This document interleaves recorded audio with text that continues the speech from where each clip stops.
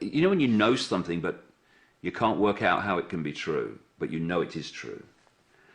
And what's kind of happened in the last few years, the most important part of my life and my work is delving deeper and deeper and deeper into the understanding of the nature of reality, what this reality is we're experiencing.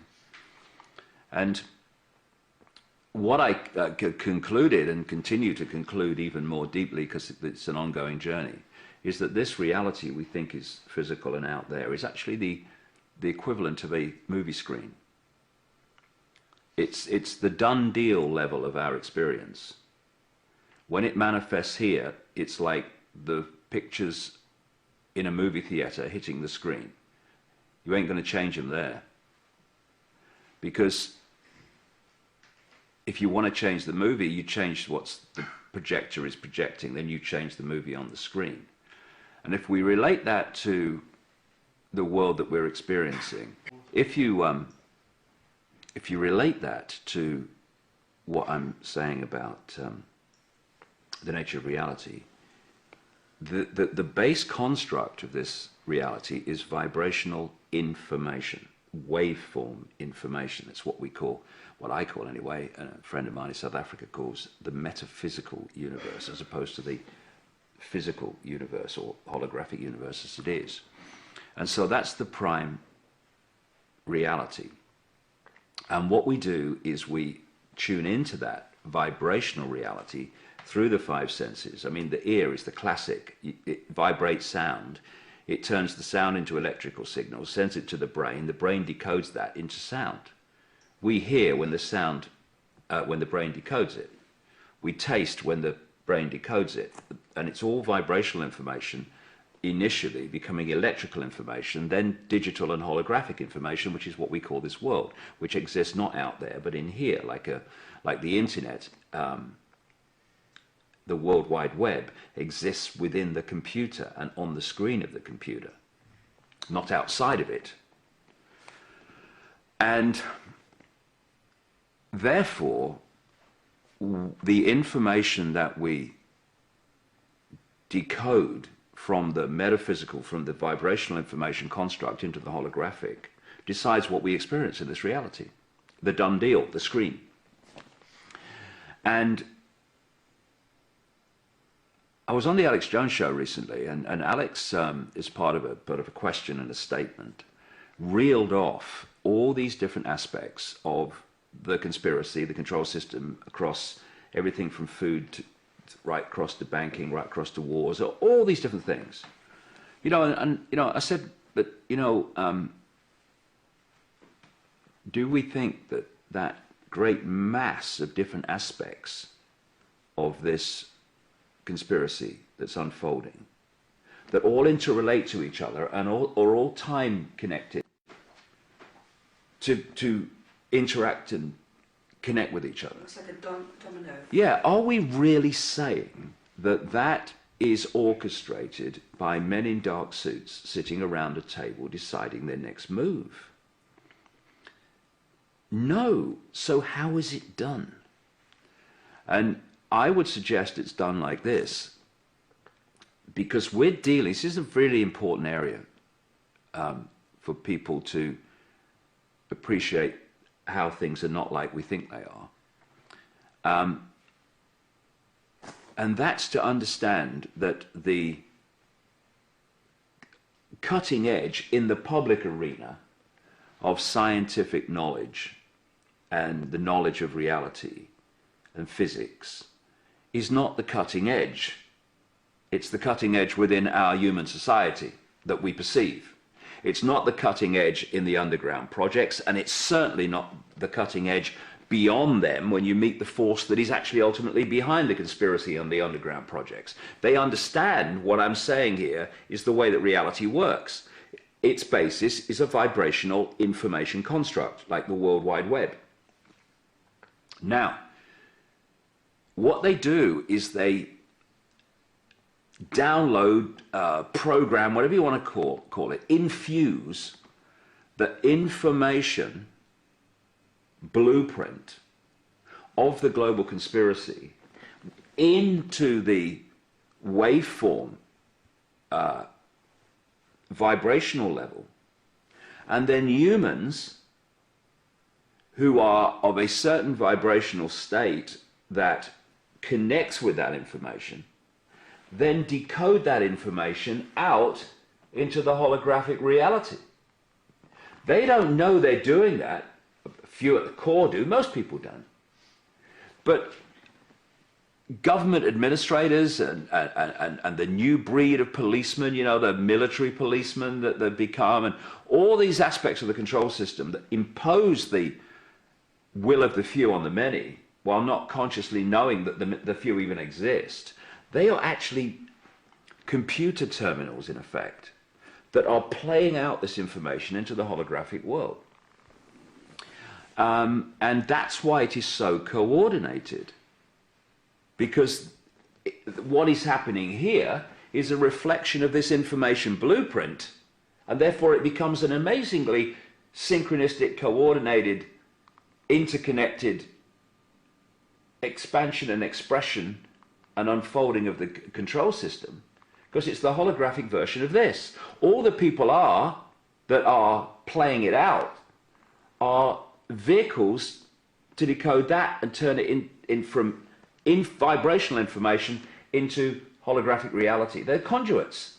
And when we talk about people being automatons, that's what they are. They don't have to be.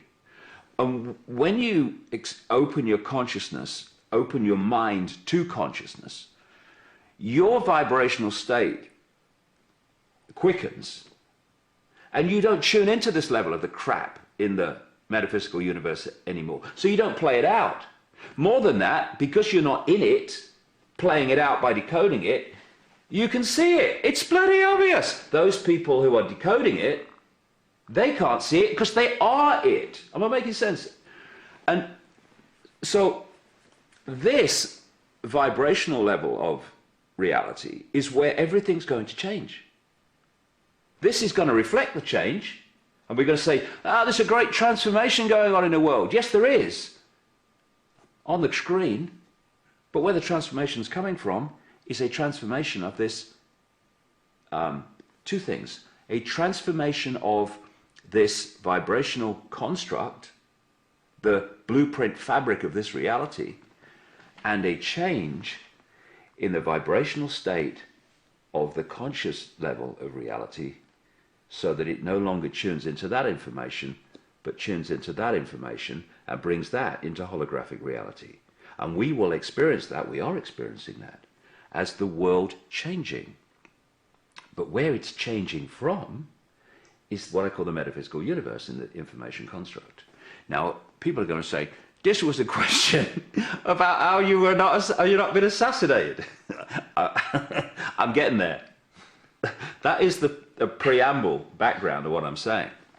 So, if I am going to be assassinated in the holographic reality that we're experiencing now, I have to decode that out of the information construct.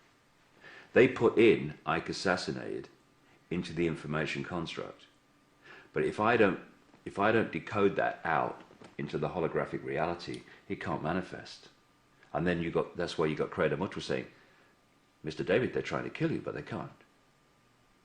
Because I will not decode that into this reality. And I feel it's beyond me not or refusing to decode it, although that adds to its power, of course. There is some force, the force that made itself known to me 20 years ago through that psychic initially, that is blocking the ability of that information, that situation coming through me into the holographic world, so someone goes bang bang. It's not possible. I've known for 20 years that they couldn't kill me. Now I'm beginning to understand why they can't kill me. I'll leave this world when I arranged to leave it before I came here. And anyone can do that. It's just a case of taking your power back and realizing both where the power lies and also how this process works. because it was interesting. Before I began to understand any of this, I used to, comment from time to time about my experiences in America. I first went there in 1993 to talk at an animal rights conference. But the first time I went there to talk about this whole information was in 1996. And I went there, and I was supposed to have had a series of talks lined up all over America for 3 months. I paid my own flight in there and everything, and I got there and nothing had been arranged. I had one thing arranged, two things arranged. One was an event in Denver, Colorado, which I'd arranged myself. It was a conference. And another one was an event for me in Vancouver, Canada, which a great guy called Joseph Duggan put on. But between that and after that were like weeks when I was supposed to have been going from here, there, everywhere talking, and nothing had been arranged. So I went around America that time with a friend of mine arranging talks on the hoof so that a talk would be arranged in, say, Tucson, Arizona, and 7 days later I'd be doing it. I mean, you've got no run-up time, and I was surprised by, here and there how many people came, but most of the time I was talking to myself. And I went to Chicago and talked to 8 people. I remember it was a really great night. And I said, I could have phoned you or written to you, and it would save me the bloody airfare. But where I'm going with this in terms of this question was that in that period, I came across many whistleblowers, as they say, and there was a common theme, and that was that they were wearing their abuse by the state and their intimidation by the state as like a war medal. It was almost like to add to their credibility. They were saying, I don't know how long people will be allowing me to say this before they stop me, before they get me, before this and this business, or I don't know how long I'm going to be able to stay alive saying this stuff. And I used to sit there, and even in those days, 96, I used to think, you want to be very bloody careful here, lads, because you're going to create a self-fulfilling prophecy if you're not careful. And I was speaking in New England, and I was so well known and popular in those days that this event took place in someone's house. That's how big the audience was. I did it in somebody's front room in New England. Very kind of them, but it just shows you how far it's come. Anyway, I stayed at this person's house, and they went out during the day. And there was all these videos and stuff. And I put a video in. And there was this guy saying some very, very interesting things about his experiences on the inside. But he kept saying, I don't know how long they're going to let me continue to say this. And I thought, well, God, I wouldn't say that too often. I mean, literally the guy came back just after I'd finished watching it. And I said, hey, it's very interesting, that guy. I said, well, what's happened to him now? What's he doing? Oh, no, he's been dead. He's assassinated by the government, right? And I'm thinking, do you know, I'm not surprised. And you see, what is happening here in terms of what I'm talking about is that if you accept that the authorities can kill you, and if even more than that, you're using the fact that they can and probably will as like part of your persona. I'm taking on the state, but I don't know how long before they kill me. What does that mean? You're not taking on the state at all. You're telling me how powerful the state is. And because of that, they vibrationally connect in with these blueprints in the vibrational level of the universe. Like, we're going to take this guy out. And they play it through, and through them manifest it holographically. Bang, bang.